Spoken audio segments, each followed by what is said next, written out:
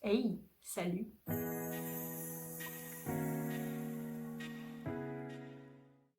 Bienvenue pour cette nouvelle vidéo qui va aujourd'hui porter sur le teint. Donc je suis très contente de vous revoir, vous êtes sûrement très contente de me voir aussi j'espère.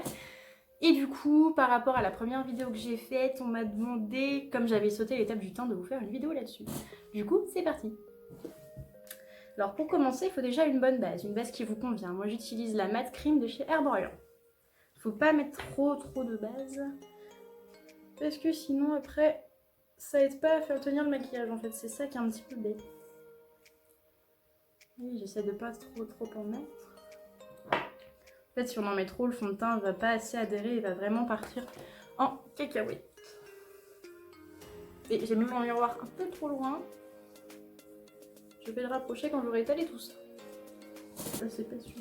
Ensuite, je vais commencer par mettre un petit coup de Glow Mist de chez Pixi, qui du coup est là pour apporter de la brillance. C'est avec de la propolis et de l'huile d'argan. Donc après, ça dépend si vous voulez un teint très mat ou un teint brillant. Moi, je préfère un teint un petit peu brillant en ce moment.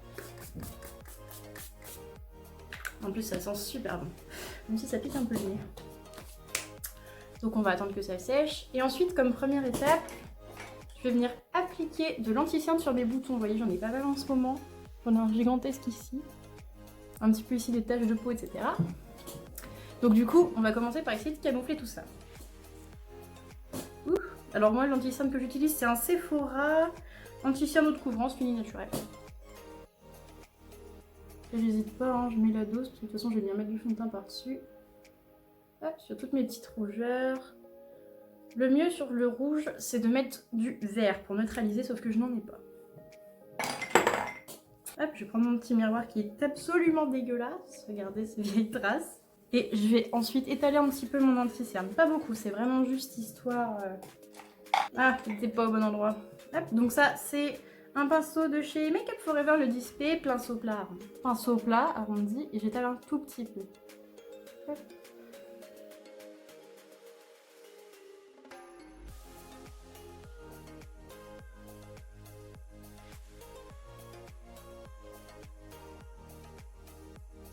Voilà. Ensuite, je vais donc prendre une éponge. Alors elle a pas de marque. Je l'ai achetée dans un magasin, vous savez, où ils vendent des produits pas chers.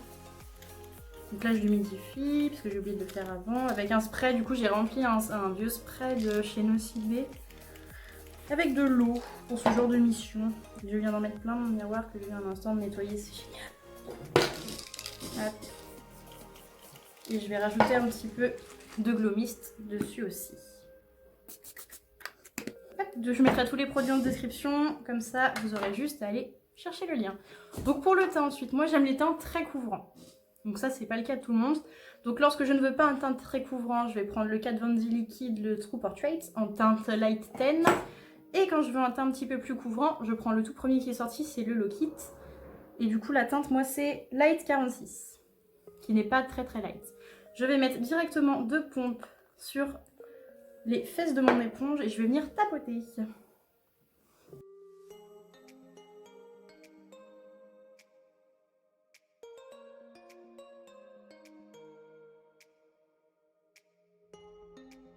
Donc on n'est pas obligé d'aller couvrir les cernes, on essaye de bien aller dans tous les petits angles, vous voyez par exemple là. Hop, on va bien dans les coins du nez. Donc comme je vous ai dit, moi j'aime les teints couvrants, on descend dans le cou. C'est pas le cas de tout le monde, il n'y a pas de souci. Hein. Après moi je le fais aussi parce que je trouve que j'ai une peau de nain, vous voyez, peau de caca. Et contrairement à ce qu'on croit, non, le maquillage ne pourrit pas la peau encore plus. Si vous prenez des marques qui vous conviennent, par exemple moi le fond de teint Kat Von D, je sais que j'ai pas de soucis, vous n'aurez pas plus de boutons, à condition que vous nettoyez votre peau correctement bien sûr. C'est-à-dire que vous faites bien vos soins, vous mettez bien votre base avant de vous maquiller, c'est très important pour ça aussi. C'est justement là pour combler les pores en fait, à la place du fond de teint. Alors j'aurais pas dû mettre ces boucles, c'est pas pratique. Donc là je descends bien dans mon cou, je vais faire un peu mes oreilles aussi. Ah, ça chatouille, pardon. Parce que les oreilles rougissent. Donc c'est important si vous voulez éviter d'avoir une démarcation. Ça je le fais pas, je vous avoue que je le fais pas. Je le fais pas à chaque fois non plus. Je m'arrache les boucles d'oreilles. Hop. Je Vous voyez, on essaie de bien faire les oreilles. N'hésite pas à aller à l'intérieur si on peut. Enfin, à l'intérieur, vous voyez, là, dans cette partie, je ne sais plus le nom. Et là, j'ai mis qu'une couche de fond de teint, mais je suis... Enfin, une bonne couche quand même, mais... J'ai pas envie d'en remettre plus que ça, parce que de toute façon, après, il va y avoir par-dessus les poudres, etc. Je vais juste remettre un peu d'anti-cerne sur ce bouton. Mais je pense que... L'anti-cerne maintenant. Ensuite, je passe au Too Faced, le Born This Way, Conceal Highlight Contour, retouche, etc. Multi-sculpting Concealer. Je vous mettrai bien sûr le lien. Pour ce faire, je vais prendre sous mon œil bien sûr le cerne et je vais faire un triangle. Je reprends un petit peu de matière. Je vais faire mon triangle. Pourquoi comme ça? En fait, c'est pour apporter de la luminosité. Pareil, j'en mets sur le front, un peu sur le nez, j'en ai encore sur le pinceau et un petit peu sur le menton. Je prends la même éponge, mais cette fois, au lieu d'utiliser les fesses, je vais prendre le bout pointu. Donc mon éponge est encore un petit peu cracra. Voilà, donc n'hésite pas à bien monter pour bien répartir la couleur et que ça fasse pas une tache claire. Hein. J'aime bien tamponner. Sous mon œil, je monte bien dans le coin, là où c'est un peu bleuté. En fait, je suis en train de me dire que je vais faire tout mon œil parce que de toute façon, je vais pas mettre de base à paupières. Je fais pas un maquillage paupières aujourd'hui. Donc vous pouvez aussi très bien utiliser votre anti-cerne comme base pour vos fards à paupières. Moi, je le fais quand je sais que ce seront des teintes qui tiennent bien. Par exemple, quand ça va pas être des teintes, par exemple, pastel ou des choses comme ça. Ou des maquillages où je veux que les couleurs soient vraiment super contrastées. Je ne m'embête pas. Par exemple, quand je fais juste une paupière sculptée, je ne m'embête pas, je prends juste ça. Ah voilà, donc ça, c'est fait. Ah, et j'ai oublié d'en remettre un peu sur le petit kiki. Je vais reprendre toujours le même, le Born This Way. Voilà.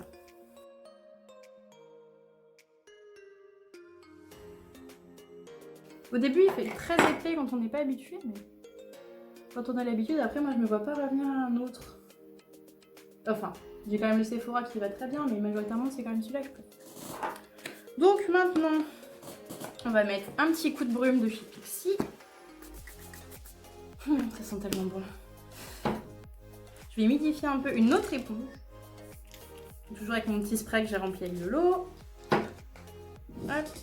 Maintenant, on va poudrer le teint, qui est une étape super importante.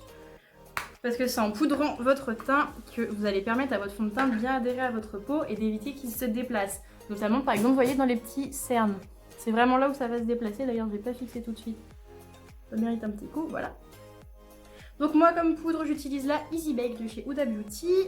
Je vous mettrai bien sûr le lien en barre d'infos ou au moins les références. Je prends un peu de poudre sur mon éponge. Et j'en mets de partout. Je prends un petit peu de poudre sur mon éponge, sur la pointe. Et je viens en mettre, vous voyez, sous mes cernes. Dans le, on appelle ça le crease, je crois, le terme technique. Bon, alors la poudre libre, ça vole vraiment de partout. Hein. Faut être habitué à la bête parce que la première fois, on tâche tout. Donc j'hésite pas. Hein. Faut quand même faire attention de ne pas trop en mettre. C'est une poudre de baking à la base. Donc je la laisse pas poser trop longtemps parce qu'elle prend très bien. On en met aussi dans les petits coins du nez. Parce que ça file aussi beaucoup dans le nez et ça chatouille le nez actuellement. Et je veux aussi en mettre un petit peu sur mon front parce que j'ai quelques petites ridules dues aux expressions faciales, etc. Et après, ça va se voir. Et après, voilà, c'est à vous de voir si vous voulez faire du baking ou pas. Moi, je ne considère pas ça. Après, quand en fond de teint, vous avez déjà une bonne base et que le fond de teint vous convient, vous n'avez peut-être pas forcément lieu de faire du baking. Après, ce n'est que mon humble avis. Voilà, j'ai mis ma poudre.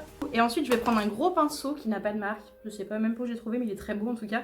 Et je vais venir déplacer ma matière que j'ai fixée pour venir en fait éviter le surplus et mettre sur les autres endroits de mon visage. Par exemple, mon nez, etc. Bien penser à aller partout. Ouais, mon teint est quand même un petit peu collant. Hein. D'habitude, j'en mets plus, mais là, avec le pain, avec l'éponge, elle n'était pas assez humide. C'est à vous de voir après, moi voilà, j'aime pas quand je sens que mon fond de teint est un peu collant, c'est pas bon pour moi. Après ça dépend des gens, hein, vous faites ce que vous voulez. Hein, mais voilà, moi c'est comme ça que je fais. Et c'est mieux. Ah, ça sent bon. Ensuite je vais prendre un petit goupillon Et je vais venir brosser mes sourcils. Alors moi, c'est pas un goupillon, j'en ai pas commandé pour le moment. Mais en fait, ça vient d'un petit pinceau, un crayon de chez NYX pour les sourcils et je m'en sers de goupillon. Comme ça va bien. Hop. Donc à rebrousse-poil pour la tête, à rebrousse-poil au début. Et ensuite dans l'autre sens. Et je sais pas si je les fixe avec du savon ou pas. Si, je pense qu'aujourd'hui je vais les fixer, je vais pas les faire comme d'habitude. Donc pour ce faire, pour les fixer, je prends mon petit savon de Marseille, mon petit spray à l'eau. Je vaporise. Pas trop d'eau non plus parce que sinon ça va être un peu compliqué à travailler. Je frotte mon petit goupillon dessus. Il faut quand même avoir une pâte à la fois solide et liquide de savon en fait. Et pour le dosage, eh bien, j'ai envie de vous dire, ça se fait un peu avec l'habitude. Hop, donc là je viens dans la rebrousse-poil aussi prendre tous mes petits sourcils. Et ensuite dans le bon sens. Donc moi j'insiste pas trop. Parce que je suis pas encore très à l'aise avec le fait de les fixer. On est pas mal sur celui-là. Je m'approche un petit peu pour vous faire voir. Là je commence à en mettre trop donc c'est pas bon. Donc je vais prendre mon autre goupillon qui est mort de chez mort. Pour venir hop, enlever un peu l'excédent. Voilà. Ça neutralise un petit peu. Je remets un peu d'eau sur mon savon. Je nettoie un peu mon premier goupillon. Et je fais mon deuxième sourcil de la même façon. Donc à rebrousse-poil et dans le sens du poil. Voilà, j'essuie mon petit goupillon et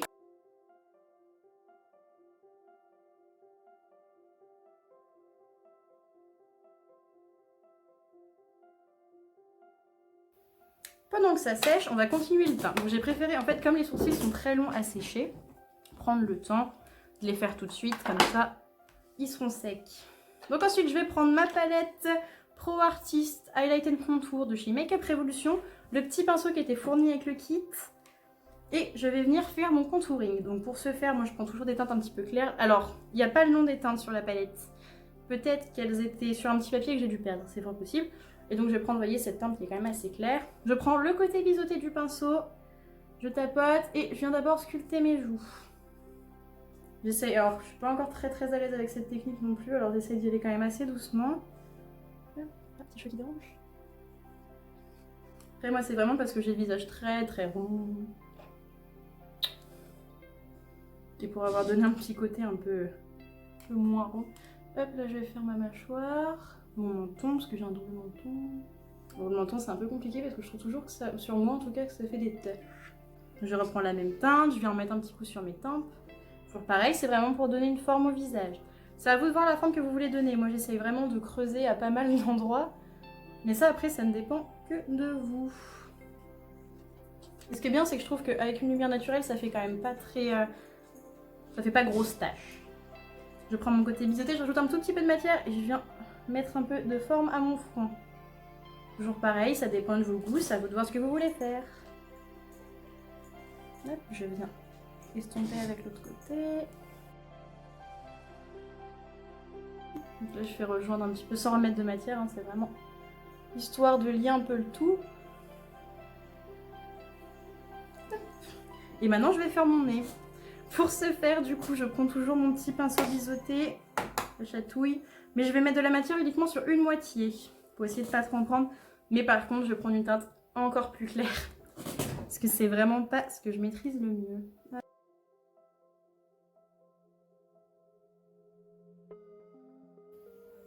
Voilà, comme ça va bien. Pour le contouring, qu'est-ce que je peux vous dire à part le fait que c'est de l'entraînement, hein. Je délie un petit peu. Je vais affiner un peu le bas, parce qu'il me paraît un peu gros. Du coup, je prends toujours mon petit pinceau biseauté et je viens faire la pointe en forme de V.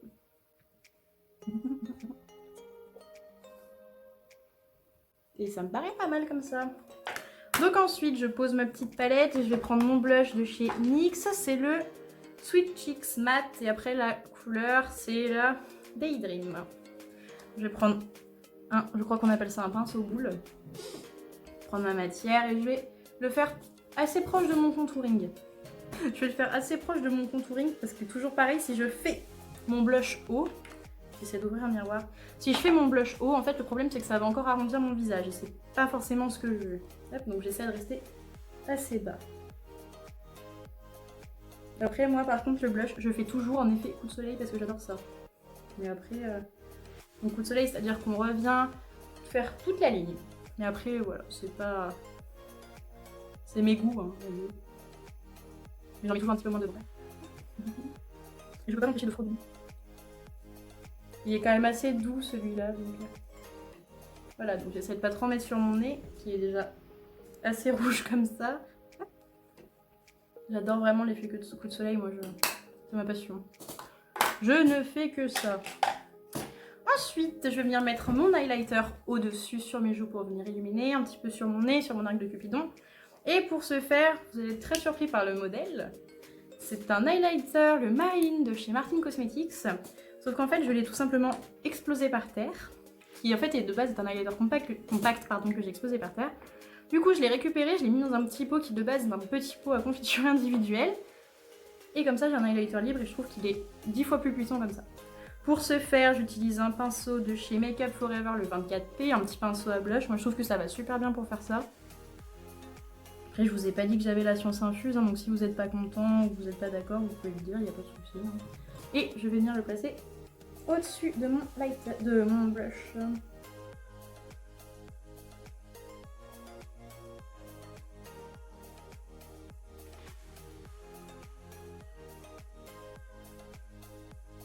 Ensuite, je vais en prendre très peu avec le pinceau et je vais venir en mettre au centre de mon nez.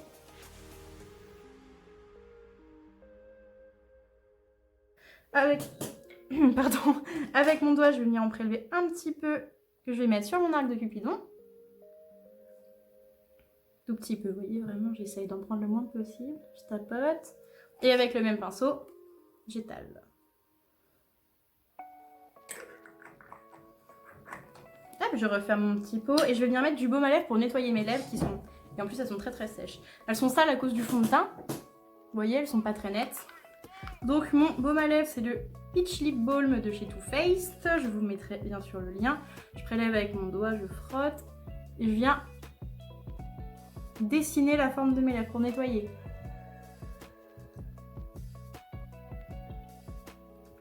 Là, je vais embrasser ma main pour enlever le fond de teint justement. Donc mes lèvres sont nettoyées, je remets un petit peu de baume. Après moi j'aime bien les baumes sous ce format, vous voyez, en petit pot, mais... Vous pouvez le faire avec n'importe quel baume bien sûr.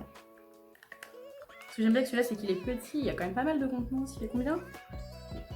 12 ml je crois. 15 ml, c'est pas mal. C'est plus qu'un stylo. Qu'un rouge à lèvres, qu'un stylo, vous avez compris, vous avez compris. Ensuite, du coup, maintenant que mon teint est entièrement fait, je vais passer aux sourcils. Mais avant, je suis en train de me dire que je vais remettre un petit coup de brume. Et du coup, la partie teint déjà est terminée, c'est fait.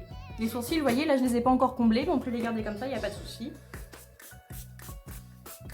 Il y a des gens qui le font, ne faire que uniquement plaquer les sourcils.